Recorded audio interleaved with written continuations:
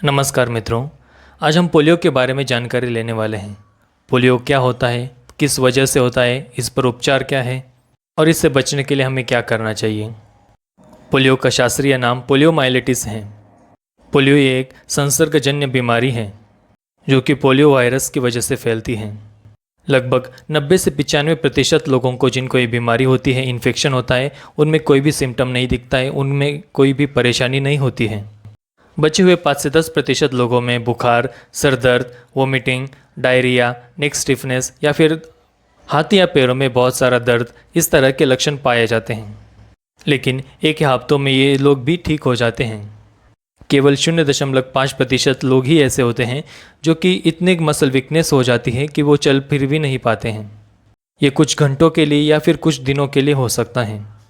ये वीकनेस ज़्यादातर पैरों में होती है, लेकिन कभी कभी सर में या फिर गर्दन में या फिर डायफ्रागम में भी हो सकती है। काफ़ी सारे लोग इससे भी रिकवर हो जाते हैं, लेकिन कुछ लोग इससे रिकवर नहीं हो पाते। लगभग 2 से 5% बच्चे मर जाते हैं। पोलियो से रिकवरी हो जाने के कुछ सालों बाद हम में पोस्ट पोलियो सिंड्रोम्स दिख सकते हैं, जिसमें कि मसल वीकनेस बढ़ती ही जाती है।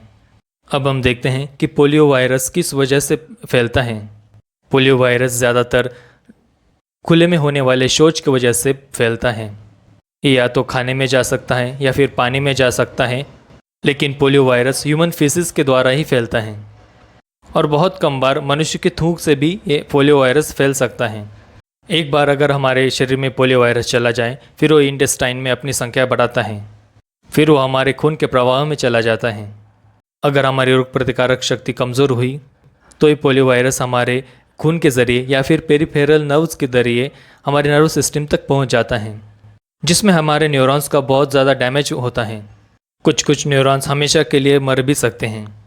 कुछ न्यूरॉन्स थोड़े समय के लिए ख़राब हो जाते हैं। जो भी न्यूरॉन्स परमानेंटली डैमेज हो जाते हैं, उनकी वजह से परमानेंट पैरालिसिस हो जाता है, और जो न्यूरॉन्स थोड़े समय के लिए डैमेज होते हैं, उनकी वजह से पैरालिसिस की रिकवरी भी थोड़ी ही होती है। इसी को पोस्ट पोलियो रेसिडुअल पैरालिसिस कहा जाता है। इसी की वजह से हमारे शरीर में डिफॉर्मिटीज़, वीकनेस आती हैं। ज़्यादातर पोलियो में हमारे क्वाड्रिसेप्स यानी हमारे जांघों के मसल्स अफेक्ट होते हैं। इस पैरालिसिस की वजह से मसल्स का आकार कम हो जाता है, उनकी ताकत कम हो जाती है और हमारे लिम्स में बहुत सारी डिफॉर्मिटीज़ आ जाती हैं। अब पोलियो पर ट्रीटमेंट क्या है? एक बार पोलियो इन्फेक्शन हो जाए, फिर उस पर कोई भी स्पेसिफिक ट्रीटमेंट नहीं है। पोलियो को वैक्सीनेशन के ज़रिए ही प्रिवेंट किया जा सकता है, या फिर आपकी रोग प्रतिकारक शक्ति ही मजबूत होनी चाहिए। जिन भी लोगों में ये पोलियो हो जाता है, वो लोग अपने एक पैर के साथ जीना सीख लेते हैं। उनमें काफ़ी आत्मविश्वास भी होता है। पोलियो होने के बावजूद भी ऐसे लोग अपने सभी काम खुद ब खुद कर सकते हैं। ऐसे लोगों में भी व्यायाम की पूर्ण आवश्यकता होती है। जिस भी तरह के एक्टिविटीज़ वो लोग कर सकते हैं, इस तरह की एक्टिविटीज़ उन्हें करने देनी चाहिए और अपने डॉक्टर की सलाह हमें हमेशा लेनी ही चाहिए। वीडियो देखने के लिए बहुत बहुत धन्यवाद। मिलते हैं अगली वीडियो में।